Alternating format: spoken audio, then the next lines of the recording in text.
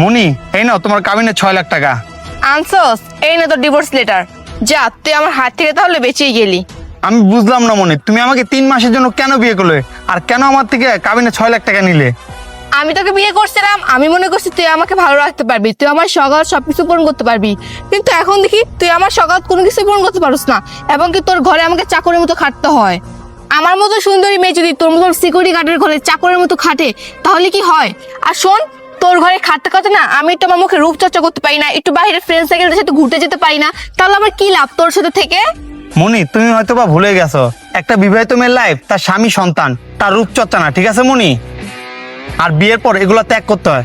যাই হোক, আমি জানি না আমার কি ভুল ছিল যে তুমি আমাকে বিয়ে করে আমাদের ডিভোর্স নিয়ে 6 লাখ টাকা কাবিনে নিলে। তুমি জানো এই 6 লাখ টাকা জোগাড় করতে আমার কতটা কষ্ট করতে হয়েছে, কতটা পরিশ্রম করতে হয়েছে।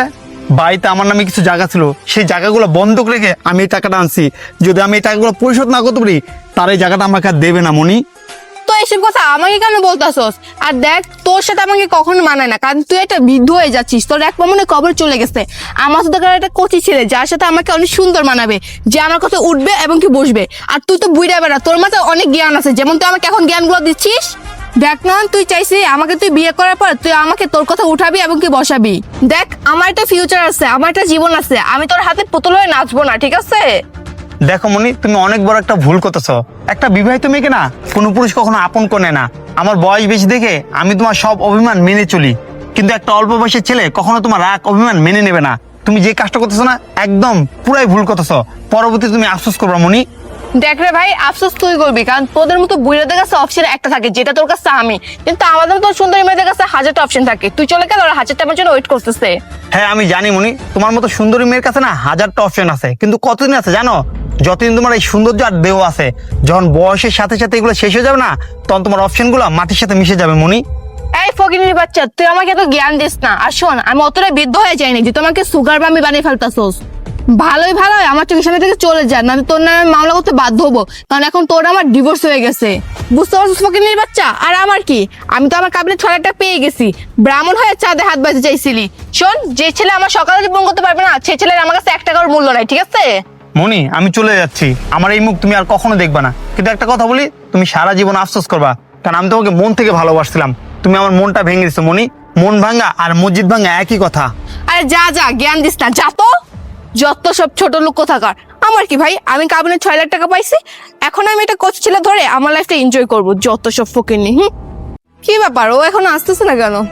কি ব্যাপার মনি আপু, তুমি আমাকে আর্জেন্ট আসতে বললে এই জায়গায়? এই চুপ থাক, কি মনি আপু বলতেছিস? আজকে থেকে তুই আমাকে মনি বলে ডাকবি। কি বলতেছেন? আপনাকে মনি বলে ডাকবো? আপনি আমার বয়সে বড় না অনেক? এতদিন ছিলাম, কিন্তু এখন থেকে না, এখন তোকে আমি জীবন সঙ্গী বানাবো আমার। কি বলেন? আপনার না বিয়ে হয়েছিল? আর নন ভাই কোথায়? কি বললি? আমার বিয়ে হয়েছিল? তুই তো জানতি আমার বিয়ে হয়েছিল। তুই তো অনলাইনে আমার সাথে অনেক রসে রসের আলাপ পারতি, বলতি তোমার যদি বিয়ে না হতো তাহলে আমি তোমাকে বিয়ে করতাম। তাহলে এখন সমস্যাটা কোথায়? আর ওই সিকিউরিটি বাচ্চাকে আমি ডিভোর্স দিয়ে দিছি। এই দেখ, আমাকে 6 লাখ টাকা দিচ্ছে কাবিনের। এই 6 লাখ টাকা দিয়ে আমরা একটা ফ্ল্যাট কিনবো, এবং কি তোর সমস্ত খরচ আমি দিব, তোকে আর মেস থাকতে হবে না। কিন্তু একটাই কথা, তুই আমার কথা উঠবি এবং কি বসবি, নয়নের মতো আমাকে তুই শাসন করতে পারবি না। ওই বেড়াই আমার অনেক শাসন করতো। ওই বেড়া তো জানেই না আমার বয়স কতটা কম, আমি চাইলে তোর মতো কচি ছেলে বিয়ে করতে পারি। কিন্তু সমাজ কি বলবে আপনি আমাকে যে বিয়ে করবেন? এই, তুই কখনো রহিম রব্বানের কথা শুনিস নাই? সমাজ কখনো কিছু বলবে না আমাদেরকে। এই টাকাগুলো হাতে নে, হাতে নিয়ে দেখ, তোর সমাজের কথা, তোর ফ্যামিলির কথা সবকিছু তুই ভুলে যাবি। কারো কথাই তোর মনে পড়বে না, শুধু আমার কথাই মনে পড়বে। আসলে মানে তুমি ঠিকই বলছো, কিসের সমাজ আর কিসের কি। আর আমি তোমাকেই বিয়ে করব। আর এই টাকাগুলো তোমার হাতে রাখো, আমি মেস থেকে জামা কাপড়গুলো নিয়ে আসি। আরে না, টাকাগুলো তুমি তোমার কাছে রাখো। টাকাগুলো তোমার কাছে থাকলে তুমি আমাকে কখনো ভুলতে পারবে না। যাও, আমি এখানে দাঁড়াই আছি, যাও তাড়াতাড়ি আইসো। আর বেশিক্ষণ আমাকে এখানে দাঁড়া করে না, এখানে কিন্তু প্রচন্ড রোদ। আচ্ছা ঠিক আছে। সৌন্দর্য আর টাকা থাকলে কচি ছেলের অভাব পড়ে না, নয়ন হয়তো এগুলো জানেই না। যাক, ভালো হয়েছে টাকাগুলো পেয়ে। আর বুড়া বেড়ে কি মনে করছে 6 লাখ টাকা দিয়ে আমাকে কিনতে পারবে? কখনোই না। যে তার স্বামীর জন্য হতে পারে না, আর সে কিনা আমার ভাগ্যে আসবে? জীবনও না।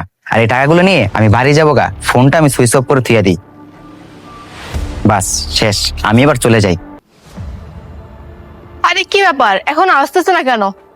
ও কি আমার টাকা পয়সা নিয়ে চলে গেল নাকি? না না, ও বাচ্চা ছেলে, ওর মাথায় এত বড় প্ল্যান আসবে না। ও অবশ্যই আসবে আমার কাছে, কারণ আমার মতো একটা সুন্দরী মেয়ে ওর জন্য যে অপেক্ষা করতেছে।